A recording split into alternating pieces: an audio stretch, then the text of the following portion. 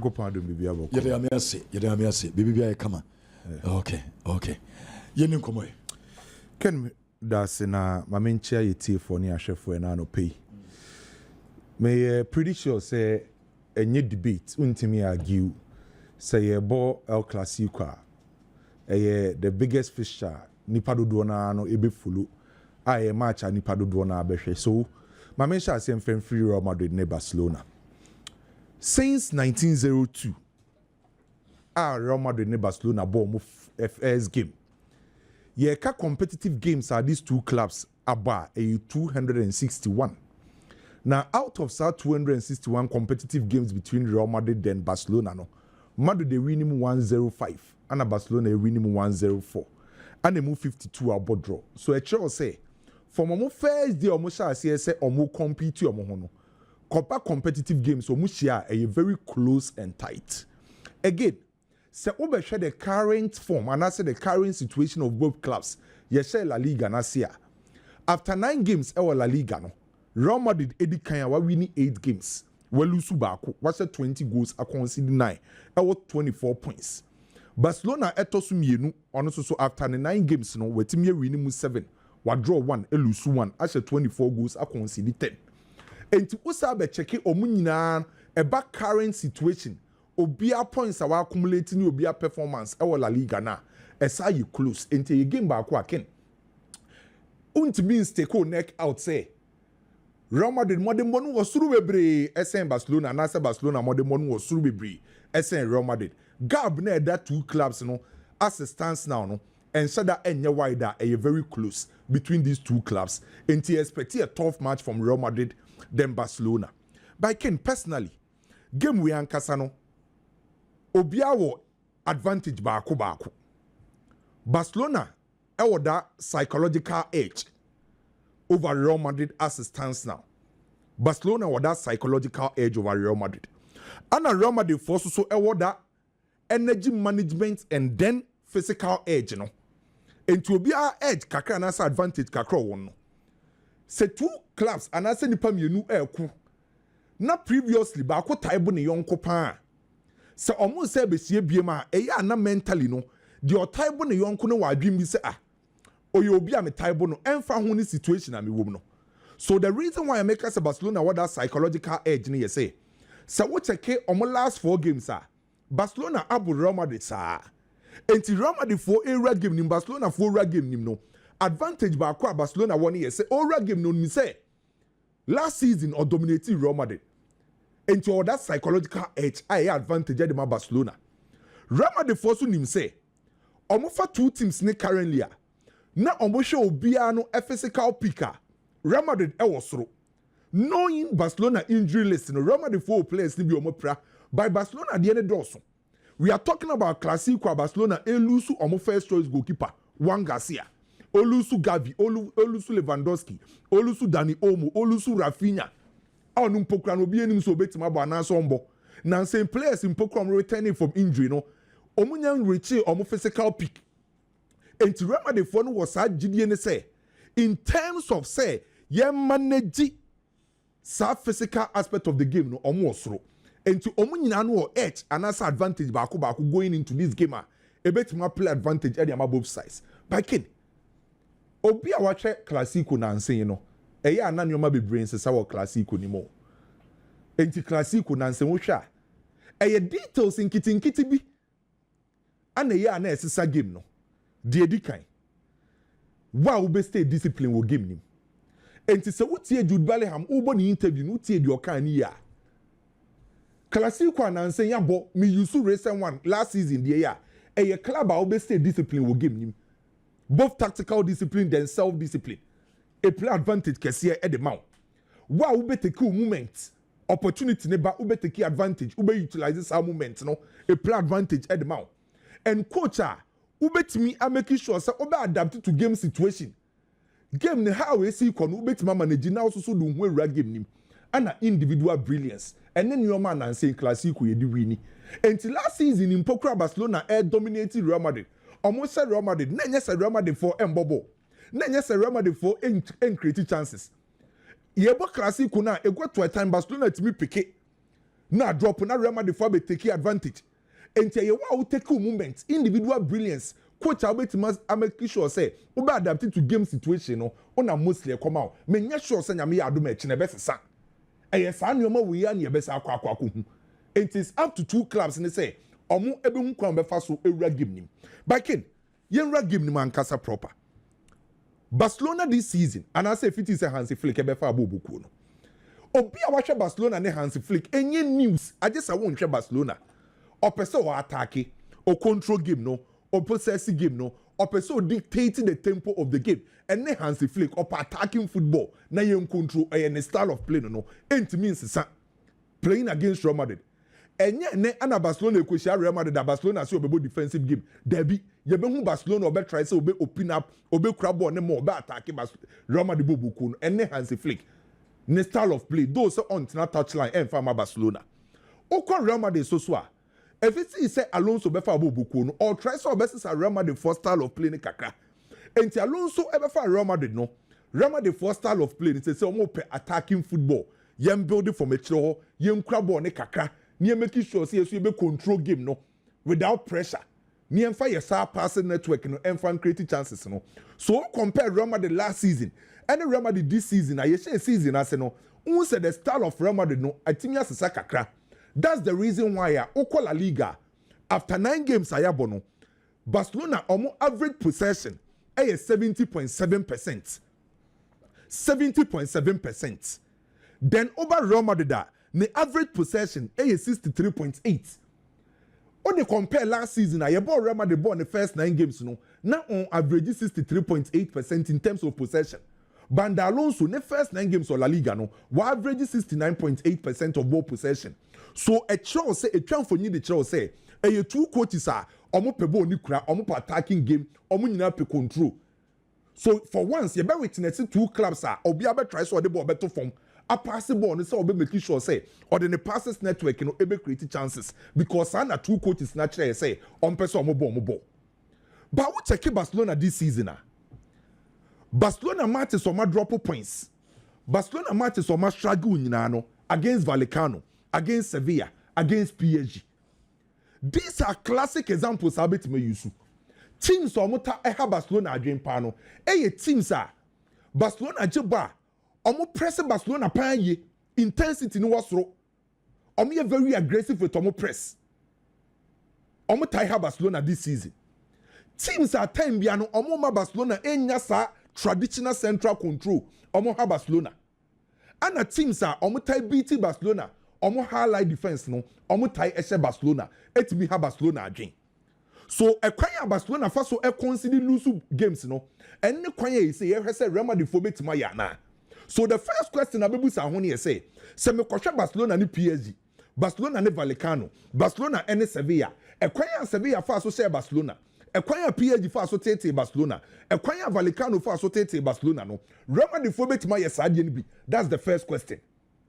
And say teams omo type press Barcelona pan ya na Barcelona struggle because Barcelona epe time on the ball no a pass. So obisa won say Alonso ne Real Madrid betima press high na on betima ye counter pressing. The answer is yes. Because last season under Carlo Ancelotti kai eka say omo press high omo nye coordinated because if you need Mbappe she press na say obi ambake up the press. But Alonso be fa Real Madrid boboku no kakra wa demonstrate a try ne say anytime be a Vinicius Junior, Mbappe, and I say Mastantuano. Sa 3 players never shall press na say ewo position half no. You say Real Madrid former forwards. Say eye Jude Bellingham, eye Tchouaméni, eye Ada Goulet. Omo nyina say push ko menim. Etimi ko back up the press. It got to a time me fullbacks ni hypocrite mi ko menim e ko back up the press. So ye share season I say ade ba kwa Real Madrid 40 million ye pa no eye omo high press and a counter pressing. I say no omo improve in terms of calculation in their pressing and how omo coordinated in their pressing. That's the reason why I can. Baby ayabo La Liga ne do no upetima. Where we need boss kesiye ewo position final third Real Madrid. Real Madrid I say last season na omo impress no. By this season and Alonso, baby ayabo La Liga matches ne do no. Real Madrid ne yebo boku where we need possession ewo position final third. Every single game biano or average 5.2 ewo position third. There is no single club ewo La Liga. See you winning ball position 10 no onim yesen Real Madrid as it stands now. So Alonso ne Real Madrid that demonstrated say on betima press high, which you expect say on betima use Sadia and Yami Adumechina against Barcelona.Barca. Last season, Nadia Bakwa Barcelona de Tete Real Madrid pan was on offside trap. Na Real Madrid for any one omo intimi beat Barcelona for no offside trap no. Sa Barcelona echo halaya. Time.Mbappe offside.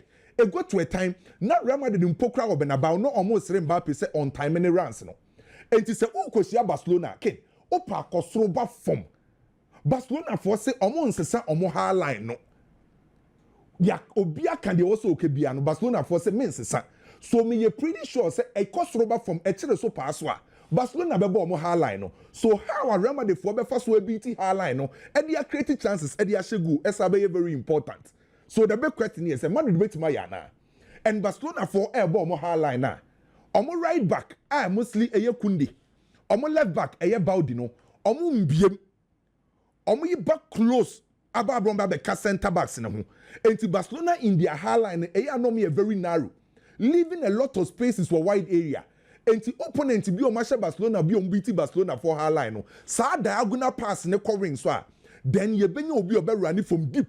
Edebon akwakotum this time around Mbappe bet my time in runs na and came in okase one player ba kwa La Liga say oya ade running from deep no beat offside trap abrante fan say Mbappe yes La Liga na se no Mbappe running from deep oye 20 kilometers per 10 seconds bian running from deep and otimi nya 13 shots until last season Mbappe running from deeper na oye outside no this time around and Alonso no oma train side na enenra mpokra be ye ho story wa hase enti every 10 seconds bia no abrante no running 20 kilometers from deep I so BT high line no so Real Madrid for betima target side no it's up to Barcelona.Barca ni say omo form omo high line na omo make sure say they will be on a straight line time you betima make sure say Real Madrid for be fall for omo outside trap no by say Mbappe to improve that aspect Madrid betima take sa advantage no Barcelona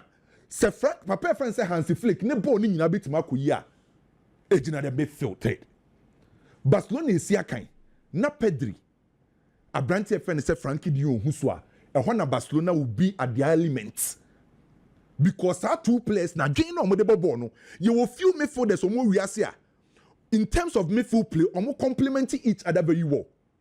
And it's Barcelona is here kind. Na Frankie de Jong na operate as a deep sitting midfielder. Na Pedri na operate as the central midfielder be control game na.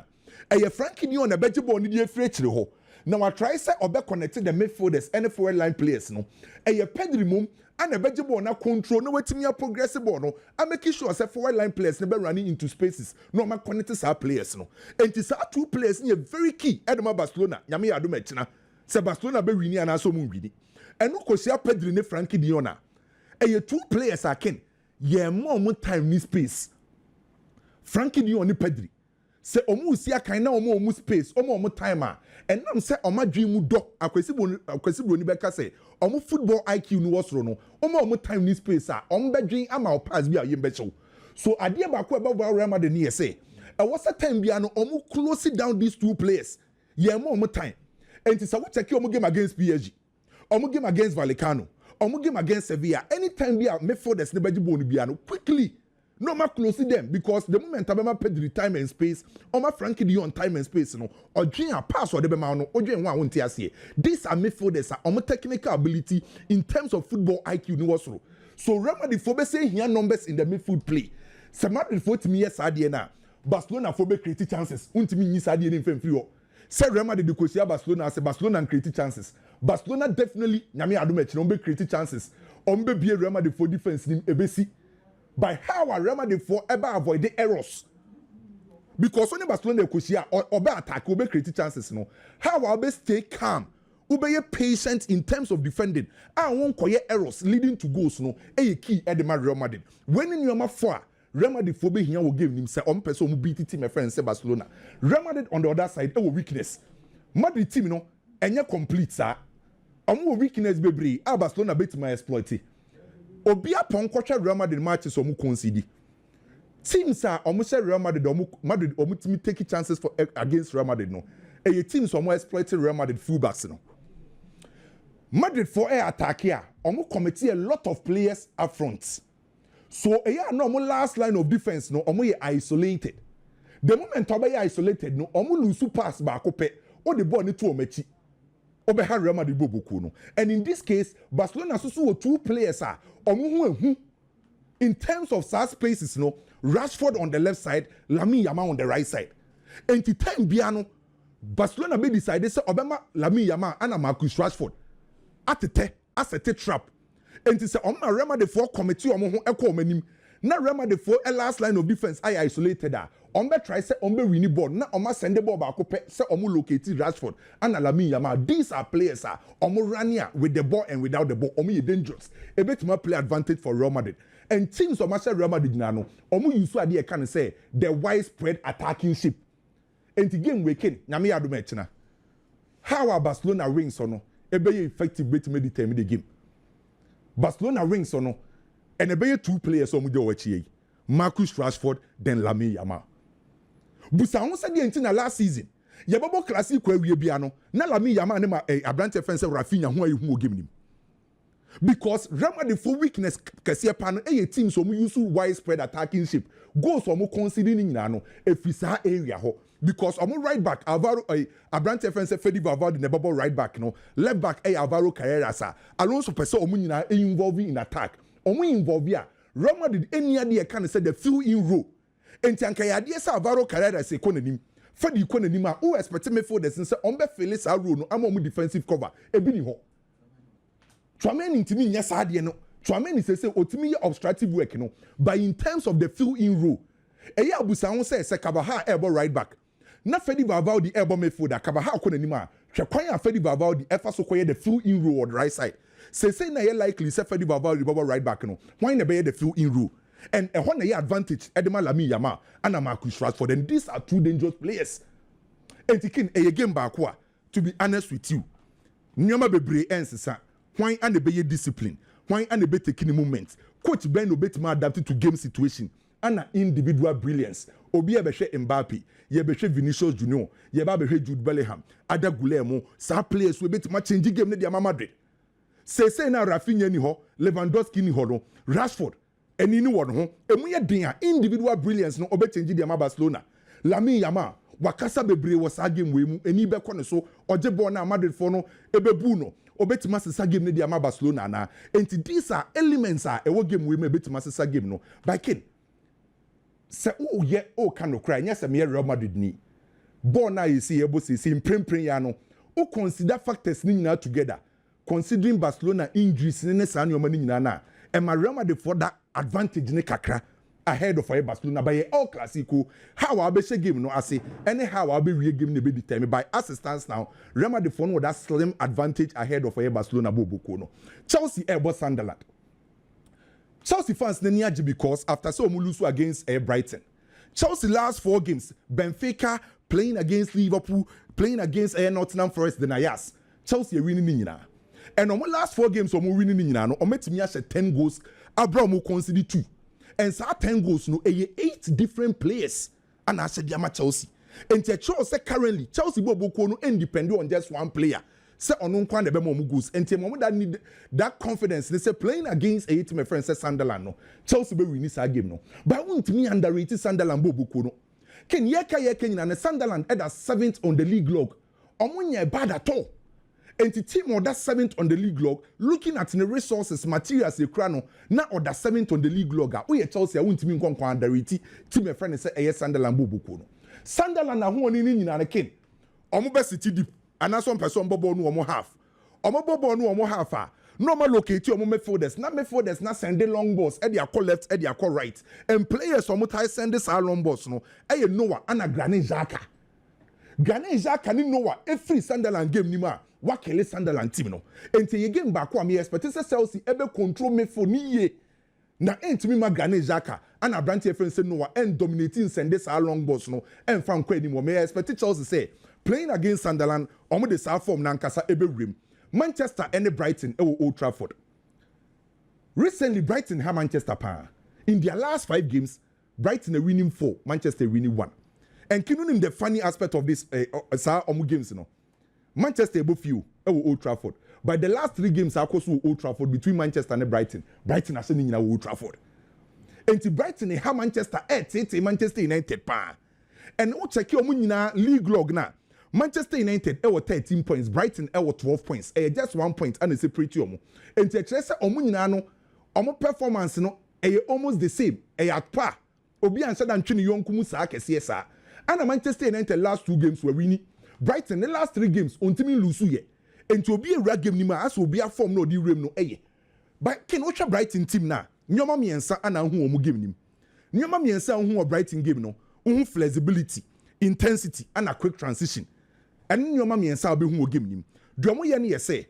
Omo je ball na. Omo right back, omo left back, eye Matt and a Fedi.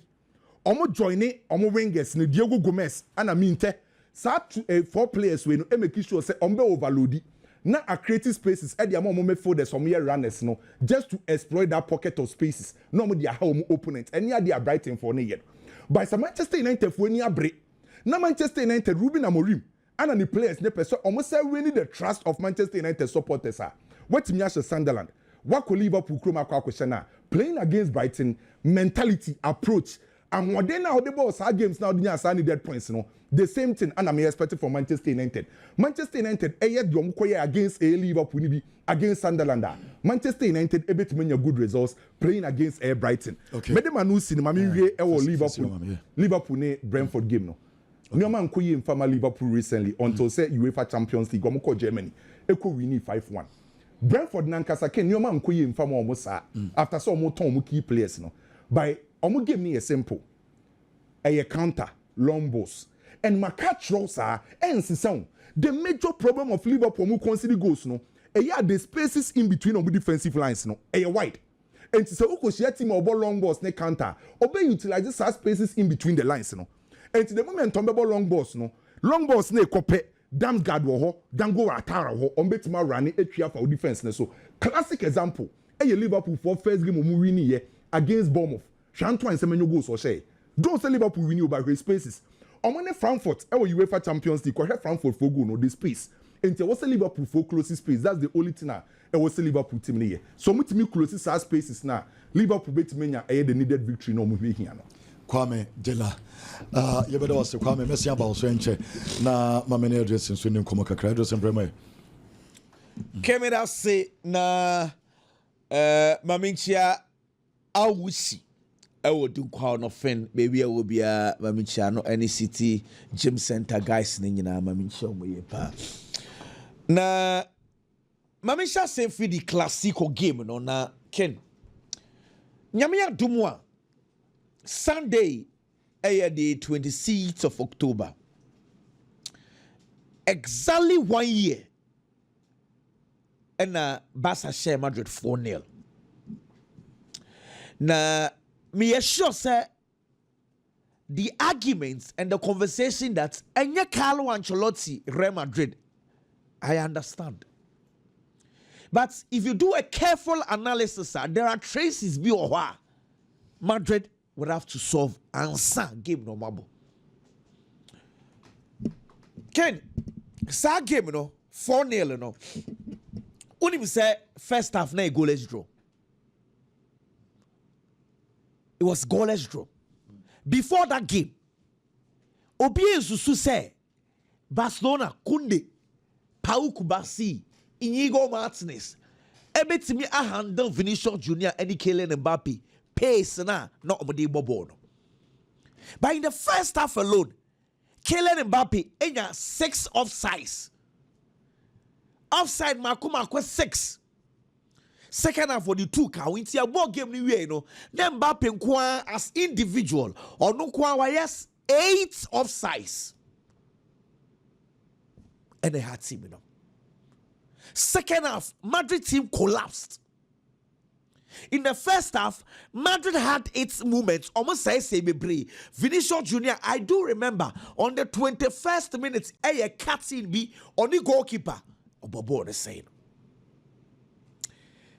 Me can you see to say in the Clasico, obianya the moment. Games na Madrid elusuning in ano. There are lots of moments. Madrid, if they had taken a conversation, Now, Ken, Barcelona team, over their last 4-5 games, adia yenim sa Barcelona team ye pa no eba form. And this Hans Flick acknowledged the fact say team defensively omo issues. Yes, Barcelona ya dia power offsides. Omo teams enye offsides pa. Yes, it is true. That is for a fact. That was last season. But afi asasa teams ya Barcelona say offsides pa. Say teams be offsides against Barcelona. Eba form. PAG 90 minutes 2 offsides pe. And now against Sevilla 2, Girona 2. In all these games, Girona were creating chances. Paris Saint-Germain were creating chances. Sevilla creating chances. Against Paris Saint-Germain, PAG creating 5 big chances. And not just a normal chance. So big chances 5 against PAG. Barcelona versus PAG. Okay. Barcelona versus Sevilla. Sevilla created 4 big chances. Sevilla share 4 nina. Barcelona versus Girona. Girona created 3 big chances. Almost share bako. It's now teams are creating big chances against Barcelona. Teams are opening up Barcelona's offsides. So first question before we go into the game, they say Barcelona makes me for the creating ama Real Madrid in your chances na. Because you allowed chances against Paris Saint-Germain, you got punished. You allowed 4 big chances against Sevilla. Sevilla scored all of them. You allowed big chances against Girona. Girona nyemu bako pen or say it is all the big chance na the man Kylian Mbappe. Conversation ebe kwa saying. Saw the man Vinicius Junior ebe kwa saying. Saw the man Jude Bellingham ebe kwa saying.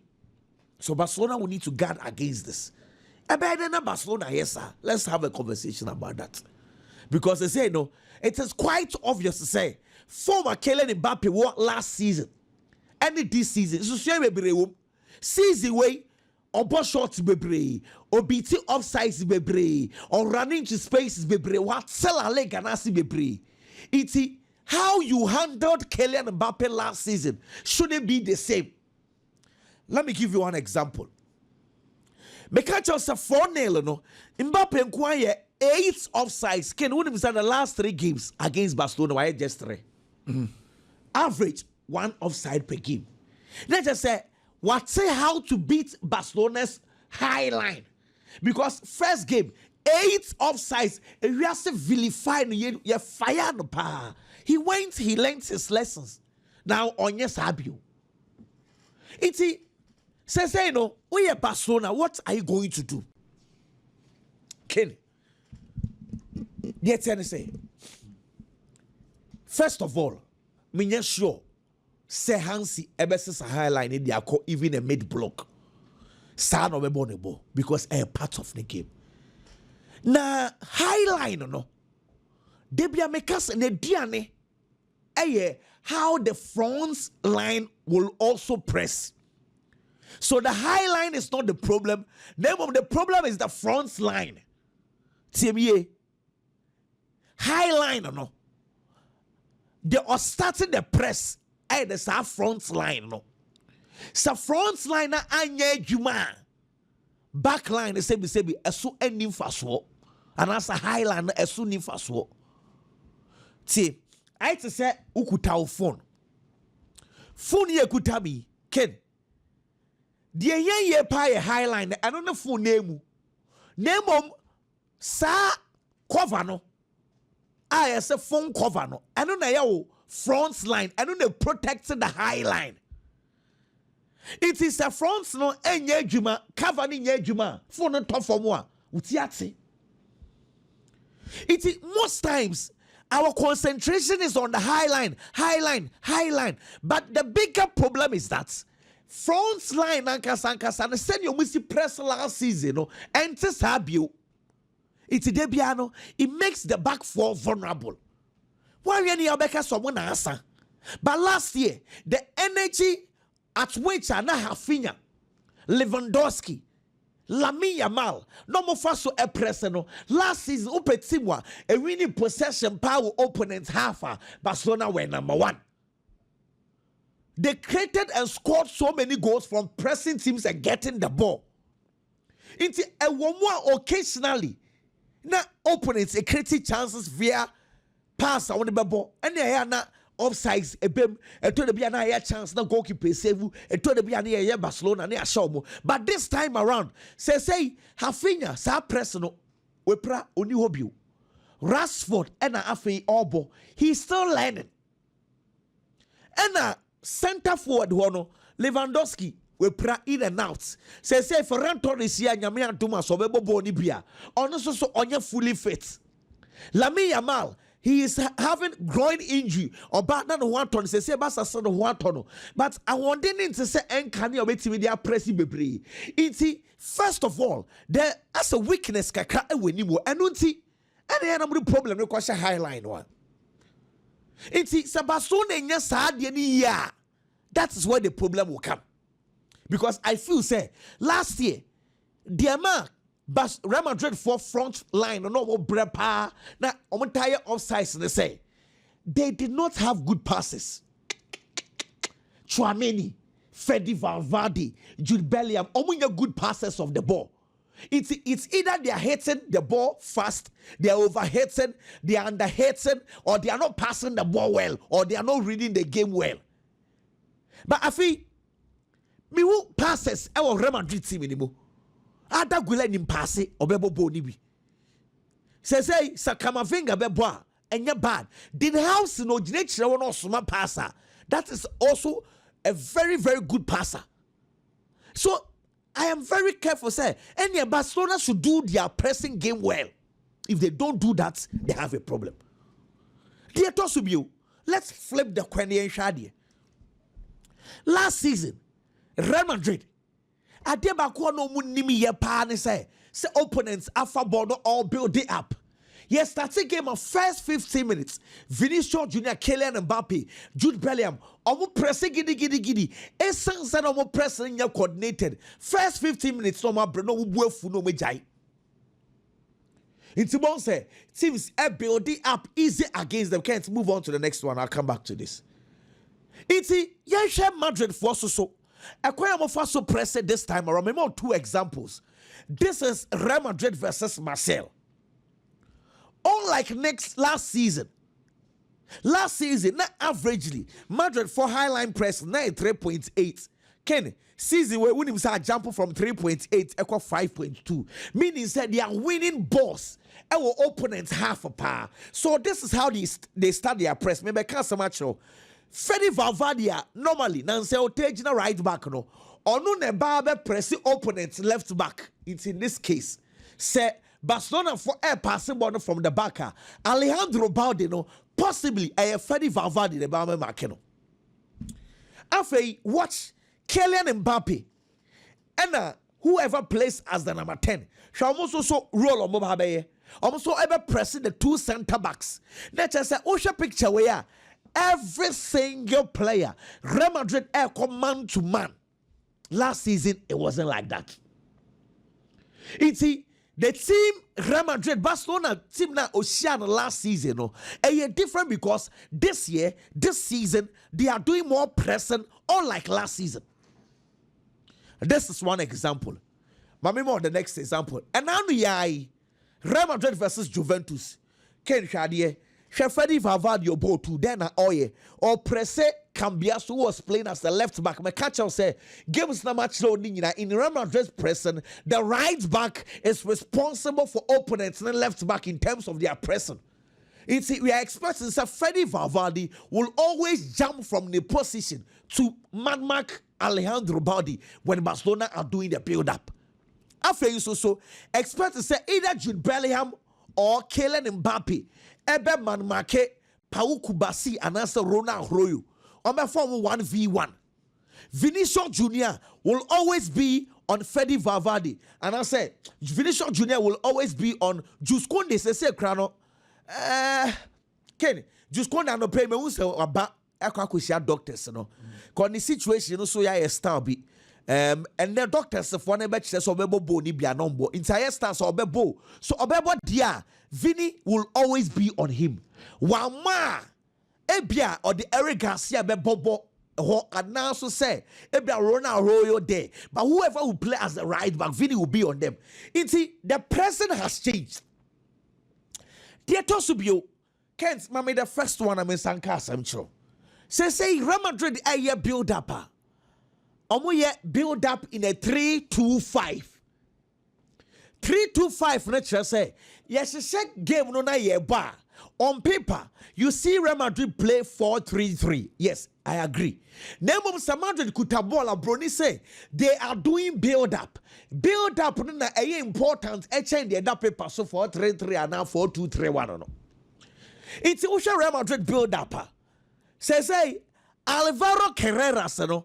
Do you important ne say now because of now saying Vinicius Junior coach the man stay line no so say Alvaro and Daniel overlapping bebre Senebeya he will be cautious say commerce transitions be here into your television no so this is Real Madrid and an air build up and of course they have their three back solid right back the pet and no free center or free side back four nimu open up space Senebeya. In the final third, Real Madrid will have 5 players. Now, this is where it is important. Kylian Mbappe. Makancho say, "Onyo bia de bia sa traditional namana ojina faako ni bia." He will always want to move. It is a Jude Bellingham ebo tenor. Now say ebe Jude Bellingham bebre. Because Jude Bellingham no, or no so he always want to be in the box because Madrid needs a presence in the box. So Jude say Otimi build it up in a 3-2-5. Jude any other gule and the closest players with Kylian Mbappe. That is if say Yami Antumwa line up no obebo other gule on the right wing. Because I'm expecting a midfield three of Chouameni me pese Kamavinga bobo ni bi.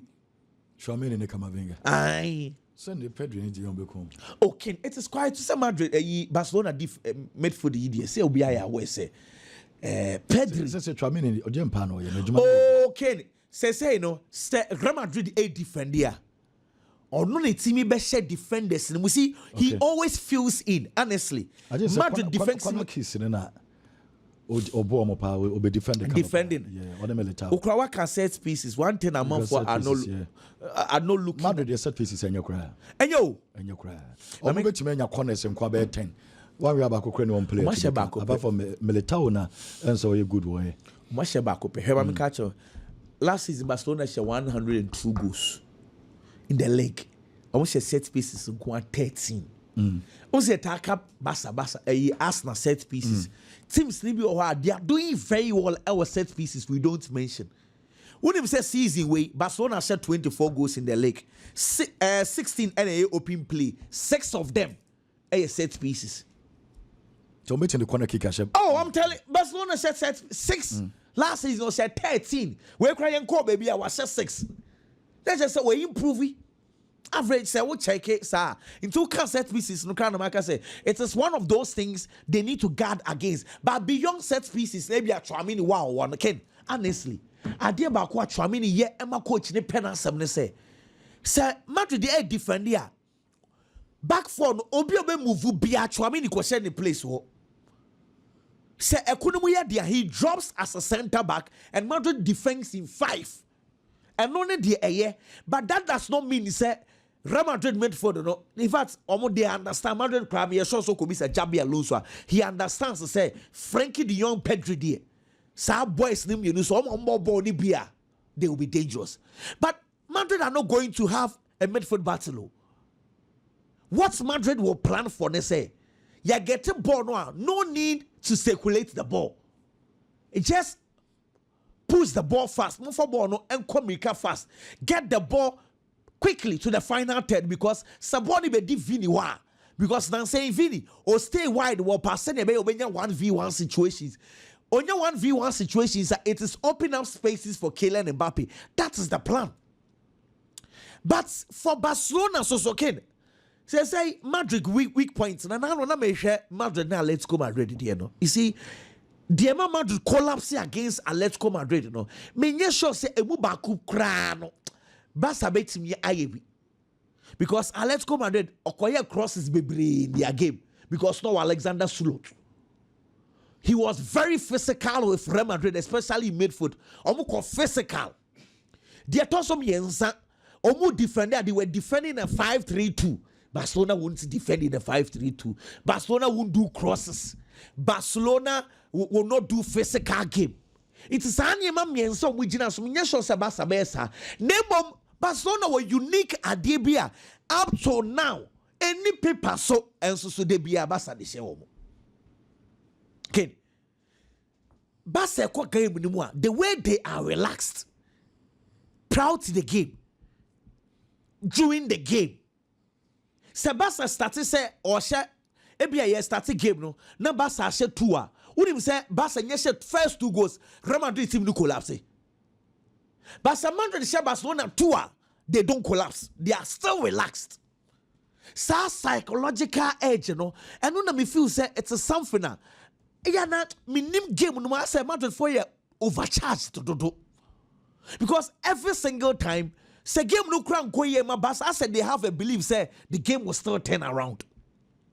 And only idea they need to guard against because honestly, last year 4 wins na basa nya you know. What individual battles, individual players, qualities Madrid no will be chel yet Barcelona for share.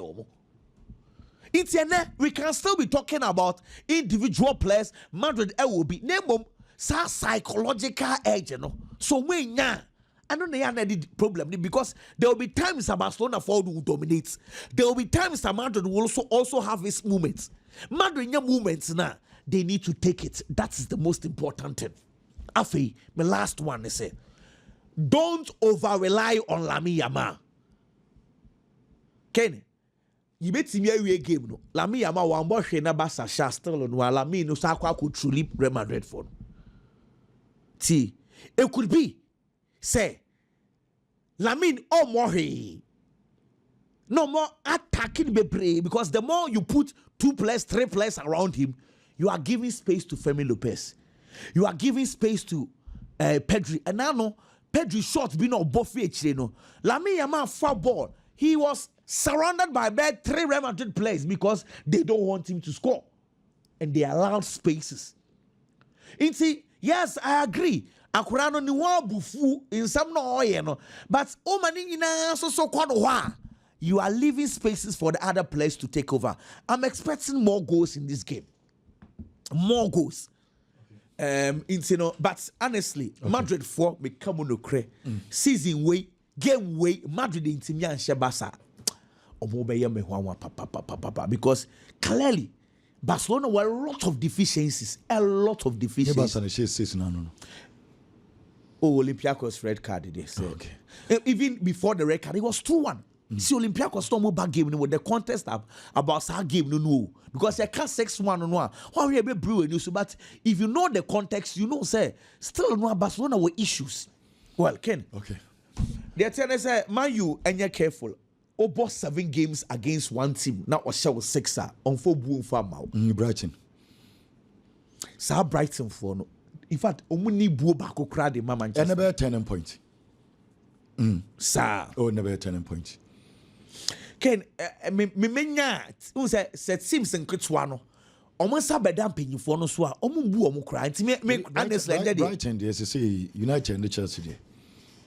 As a chichi for so left, right, center. Honestly, as I said, Manchester for no, it's me a year before this game. 7 matches, United lose to 6. It's bad against Brighton. Come on, Ricky Munina Brighton post to be obey bia a poster or cassette Manchester United. I think said that should be more motivational enough. Sunderland they met me can say minim perfect go form for boom for Sunderland for name Chelsea should be very careful. Teams are more premiership no more concede goals no Sunderland can who. Okay. It's they are in fact a game I mean person who complacency in the Chelsea game because some of these games over dreams so Sunderland they lose to 2 Man U for sure Man U for one case I give them once a match please Chelsea should be more clinical and they may expect to say person who mag you continuing man a chance because I think say Joao Pedro anybody botany be brave but Nancy form no about form. Either Joao Pedro plays as a number 10, Maggie was say number 9, or they should allow the player to build his confidence. I want to see that. Ken, I'm expecting a Chelsea win. Liverpool also, and you're careful. Brentford for no master of set pieces, master of long balls. Coach, and I say, we're analyzing Liverpool. We say teams are over 570 long balls against them. Okay, Omo master is our Brentford for no. Omo should be against Chelsea. Long ball, control. Kevin Shadi go. Almost same against Manchester United. Inti Adiana also on penal. Or share omo master. Liverpool should stop complaining. And I know almost set pieces, and the opponents used to set pieces. Baby, unse na no. Against Frankfurt, say Liverpool they've set pieces. Now Liverpool set pieces in common. They've been quiet about it now because they are taking advantage. It's instead of the coach complaining, I think the right thing to do is to find solutions. Long balls, stop them from playing the long balls. They should start working. Because the more you complain, the more teams take advantage of it. Game complaining long balls. Stop the long balls from the front. Liverpool are good to go. Okay. You were saying about the Twasu Bimo. Biggie, found some bread. My mention from the Italians here. And now there was one game about so AC Milan. AC Milan, you started this season now. Lipadodona and more that chance. I'm betting me a compete even for the trophy. Fortunately or unfortunately, the first game of the season was one Koye. But from there, I'm bounce back, I'm finding on rhythm. It's really how good they have played for some time now. No share piece there. A lot of people had that confidence. And AC Milan Bobo. But unfortunately, AC Milan if you want to me and share pizza. I feel that dear Bakwa AC Milan Bobo how almost set up on team and how they play. Can say, oh, but the 3-back system. Now, besides so attack your opponent, over the highliner. You have to make sure say over central defenders are more defensive awareness. It was so. But I feel that the defensive awareness of the AC Milan central defenders, Pavlovic, idea what from. Almost sense of awareness, poor, and almost so lucky pace. It was one of the reasons in here. So Emma, the second goaler, person I did take lead, and so a buyer AC Milan film. One thing I loved or enjoyed about AC Milan Bobo Kono, the new roller coach, the Amma player friend is Luka Modric. Can Luka Modric now you place either as a central midfielder or an offensive midfielder? But they see AC Milan Bobo Kono, on about the number 6, the pivot one, Edema AC Milan. Or bought as a deep lying playmaker. Or no control games in AC Milan. And with no disrespect to any other player this season. Or no AC Milan best player. Italian Serie A animal said you see control games. You see handling AC Milan, the passing range, and the movements. Game minimum. Also to organize the midfield as an experienced player. Clearly. Actually, that kind of golden jeweler. AC Milan Bobo Kono. And so in the shape of a player. Your friend is Luka Modric. And you Santiago Jimenez should be up and doing. So your striker, a typical number 9. At the start of the season, not coaching and Kasanya Yanko. No prefer Rafael or any Christian Pulisic. Fortunately, unfortunately, Pulisic ababa be pra. It is a coach in the UCU. But again, for the past 7 matches, there haven't been any goal from the player. No assist from the player. A typical number 9 who leaded the lines. And the team to say AC Milan, especially when there were problems last season. Now by starting off very well. It's a sad brand and no game in Kuku in the second half. The performance was way better than striker friend Santiago Jimenez on the starting game, Edema AC Milan Bobo Kono. Unfortunately, I'm to me and the 3 maximum points. Last minute, and I'm draw at Macken. And so it's a kind of Edema Omo. Now, on the part of Pisa, who said working on the experience. They had a lot of experienced players in their squad. Raul Abio Munina Nomoka squad no. On also about the 3-back system. And on the Raul Abio and so Ejina Honum, Ewo Ebo Boku 14 years. 40 solid years. And on also our captain Caraccioli, and so 35 years. You want Quadrado Bermu in the second half. Mbappe share first goal. Edema Pisa Bobo Koneken, also at the age of 37. Also that's Sujinem. And these players with experience and a Feniponia leader, and so Edema one son, AC Milan be equalizer in Balanzola. Another experienced player from Angola. Also so a genuine in the Italian Serie A, 29 years old. And these experienced players and a year Juandema Pisa. Unfortunately, and Yaman to be unconquered from AC Milan, but I believe sir, in the subsequent games, those wrongs are Munya and coach and right, you know, not Yaman was a Eddie Amomo. There's another big game in the Serie A. Napoli, any Inter Milan, Bobo Kono, and Asia. So, what Antonio Conte, Juma Awaye, as a coach, countries our coach also. Even in Italy, Italian Serie A, no, Juma Awaye, and Italian Serie A, waje. Clearly, what they need to do Christian Kivu Hua. Also, in terms of experience, or also the Kivu Bebe. That is for a fact. But then, Osha Inter Milan Bobo Kuna. Almost you want to Manche League in a. But in their recent matches, Omabo. Performance in the corner air costo. The last game they played in the Italian Serie A, Omuko AS Roma home Kokosha 1-0. In the Champions League, the last game they played, Omuko Belgium. Ekoshe Union Saint Gelo 4-0 away. Into the last 2 away matches on my bono. Nini no moko koshe. Into there's that kind of confidence. And found this time around. Almost so called Napoli home nomine na kwa kuchia. Napoli on the other part is coming from the backdrop of a poor performance. An extremely poor one. Said Napoli be kwa Champions League against PSV. Near beche the 6-2. It is psychologically. Emrante and Niaman ko yim fam homo.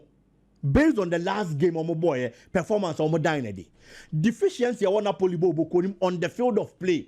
Can Cassiapa a midfield. You need Stanislav Lobotka and about the defensive midfield role Edema Napoli Bobo Kono. On the control the midfield, Edema Napoli. On the detect the pace of the game and so on fin fi honum. But on ya available. And the coach any option bia. So Beko used to be Billy Gilmore. Billy Gilmore since Oba Napoli in the performance na skyrocket a cost. But in the defensive midfield role, ultimate fan to Stanislav Lobotka, especially Inter Milan midfield na airbano.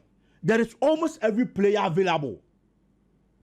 Almost every player available the man Inter Milan Bobo Kono. Eric Mkhitaryan mujinam, Hakancha Hanoglu mujinam, e won fi honum. And these are players on your Mokwa compete. It is a one number 1 defensive midfielder. Now the Billy Gilmore Nekwa. It's a Samrantiana Akano is supporting a lot. Kevin De Bruyne, Scott McTominay, I was back to the party. And yes, they are. Inter Milan may take you over the midfield. I will take you over midfield now. A better ding the Napoli so bet me about no to Baba baby game anymore. Anymore, also there's another problem. Romelu Lukaku at the start of the season now. Onya available. But Napoli no more fortunate to be Rasmus Højlund. Obaye from Manchester United na niyaman koyi. But Oba Napoli bobo ko nim no. Goals na o che bi mo mu, league nim na o che, Champions League na o che. There were nights mu ya den a. Napoli bobo ko nim win 2 goals in just on no na che. But unfortunately on also you doubtful. E ko ba sa pe, e was so falling on Lorenzo Luca. Also from Pisa, everywhere a team nim no. Any man contain for man on proving so that kind of striker. In the absence of these strikers, so in the absence of these strikers, on only bet me a Jim no ya Juma the Napoli Bobo Kono. And these are the deficiencies that Napoli Bobo Kono. Inter Milan problem are going into this game. Ayabako. Marcus Thuram ain't available.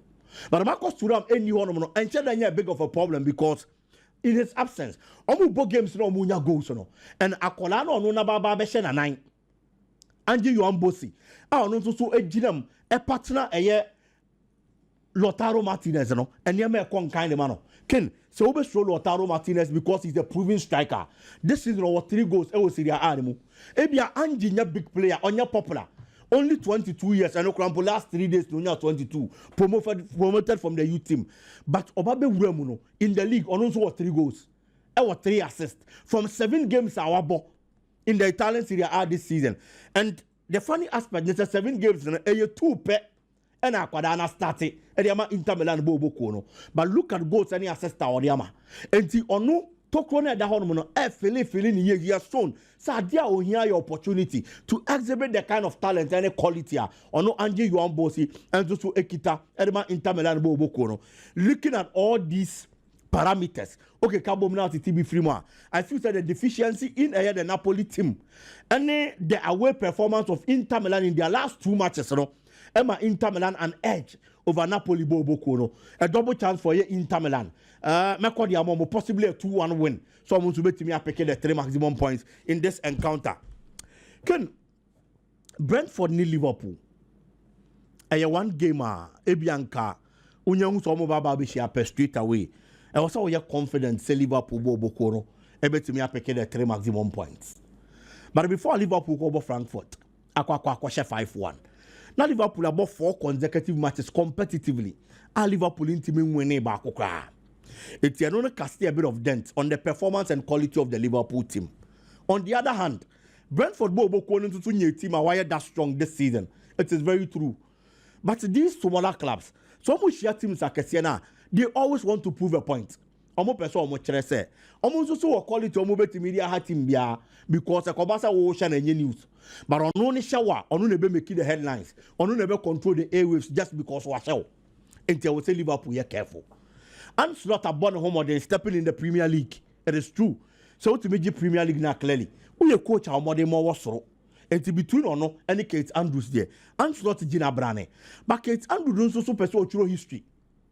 On also pursue ye bibi de ma Brentford winning against Liverpool and so the onunsu need him back and enunti coach ne be prepare very well so the be share Liverpool bobo kono Liverpool in careful coach no mo kwa question he's a set piece expert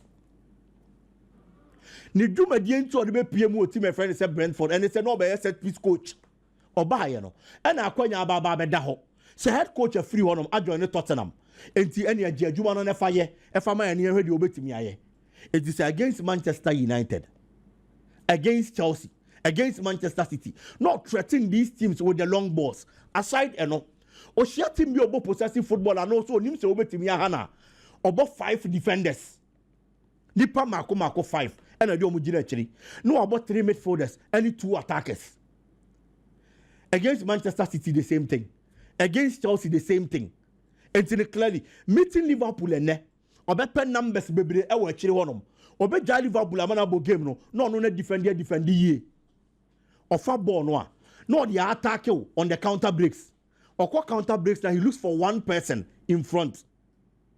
I got Thiago Ken this season Abrante any more our body ama Brentford Bobo Kono has been good. 8 matches in the Premier League wash 5 goals. It is a Mohamed Salah who go Ketike nom, Cody Gakpo nom, attackers some ye dangerous, some ye threatening. But also among numbers this season, I got Thiago has been a better goal scorer than these players. Liverpool anymore on. And certainly, Liverpool defense should be careful. I am saying this because when first were told Van Dijk, they open spaces, the man attackers. Eba family had to Liverpool Bobo Kono, a problem. Against Manchester United, it happened. Against Bournemouth, it happened. Against Chelsea, it happened. But Van Dijk in the toda woka. No, not some kind of ye bibi oho. Against Brentford, who open up so much spaces are. Shadi, any I go Thiago, attackers so move to me a Liverpool Bobo Kono. Aside that, the deficiency in the Liverpool team, Mohamed Salah won't find in the fit. The last time they played without Mohamed Salah starting, about 74 minutes and Sana Obama, Liverpool won the game against Frankfurt. It is a big question now when they say, Coach, the best answer Mohamed Salah, the free one, or the university in China.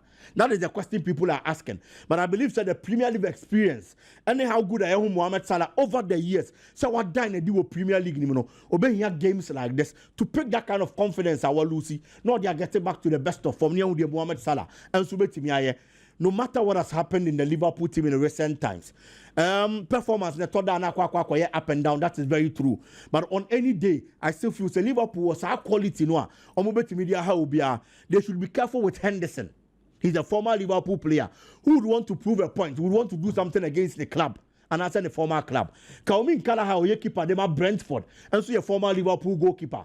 And with these players in their faults, they are going to worry Liverpool. But me feel some more quality on bet media have Brentford Bobo Koneken.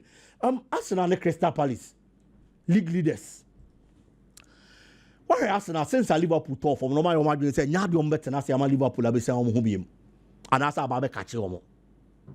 Enti Arsenal ball a all born and saying. A ball a shame cry a ball a wasoro.